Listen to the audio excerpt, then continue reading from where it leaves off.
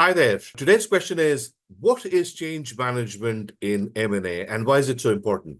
Welcome to another video episode of Fifth Group Explains the World of M&A.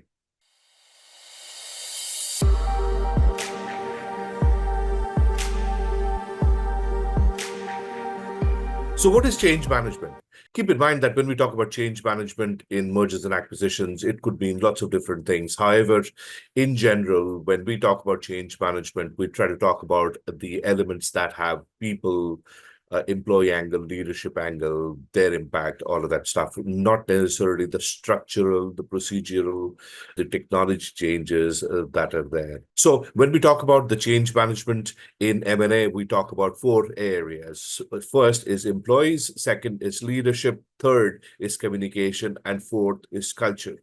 So when we talk about employees, keep in mind that there are various aspects of employees that needs to be looked at, right? Some of the people who are involved, especially for mid-size and large-size integrations, they could potentially lose their jobs. There'll be another set whose jobs are hugely transformed, more than 50%, 60% of their jobs are transformed. Then there are those people who have some changes in their jobs. It could be their managers change, it could be some of their colleagues change, it could also be their content of their job changes. So that would be another category. Then the fourth category would be little changes that are there in the jobs, not significant, maybe 10%, 20% of the jobs change. That's about it. And then the next one are those whose own job roles may not be impacted, but they may have colleagues, friends in the business who may have lost their jobs or who may have been made redundant as part of the restructuring. And then the last category are those jobs don't change, who don't feel an impact of integration. So this is the main category of employees impact in change management. So keep in mind that all of these people that I mentioned, all of these groups of people, groups of employees that I mentioned needs to be transitioned through this journey. Their hands need to be held through this journey.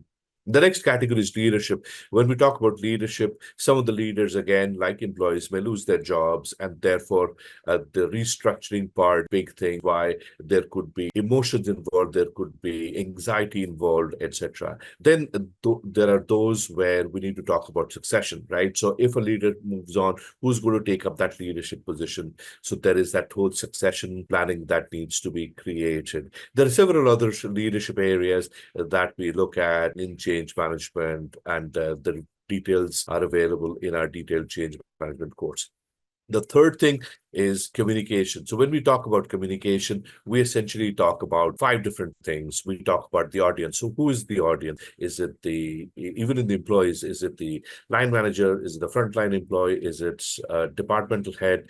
Who is it? So that's your employee group. Then you have the customers group. Then you have suppliers group. You may have partners. You may have shareholders. You may have distributors, all of that stuff, right? So there is this audience you need to think about. Then we need to think about the content. So the message content needs to be thought about. What sort of messages need to be sent? Is it just an update? Is it something informational? Or is there an action expected of the employees? Keep in mind, this is a highly emotive state where your language has to be quite neutral. You need to keep in mind that employees may be going through this emotional journey, and therefore you need to use empathy in your language, etc. Another part of the content is you need to think about legal checks. You need to make sure that legally, whatever you send out in your communication is actually legally compliant, especially in various countries if you have an international business. The third bit is on communication. It's going to be medium. Is it going to be an email? Is it going to be a letter? Is it going to be a press release?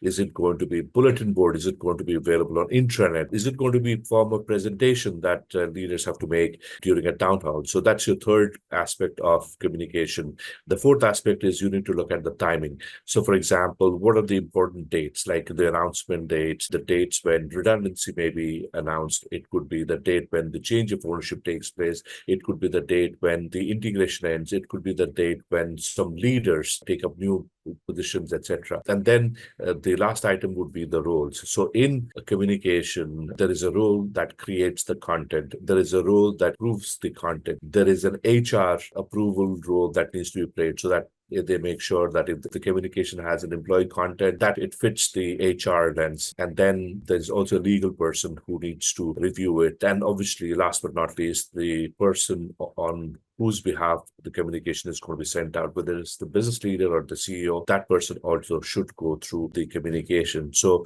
overall, these are the 5 things that we talk about when it comes to communication: audience, content, medium, timing, as well as the rules which are involved.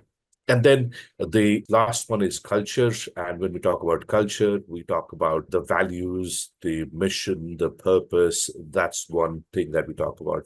The second thing, when we talk about culture in change management, we look at groupism and influence. The third thing we talk about is leadership compatibility. The fourth thing we talk about is the decision making, how things are done. So these are at a culture level. Then we talk about the levers that control or influence culture. So these are your policies and procedures. These are your artifacts, rituals, practices, and structures, rewards and recognitions, employee career development, and the normal employee experience, professional development, how they contribute in creating a culture of an organization. So this is what is change management in M&A in a nutshell. Hope you found value with this answer, and if you did, please share it with your friends and colleagues, as well as do not forget to subscribe to our channels, whether it's on LinkedIn or YouTube, or come and visit our website. We obviously have various trainings related to these, and if you have specific questions, please send it to us. Put it in the comment section or send it to info@fifthchrome.com. We'll be more than happy to take up these questions in this series. So that's it. This is Anirvan Sen signing off for today. Till next time, take care and see you then.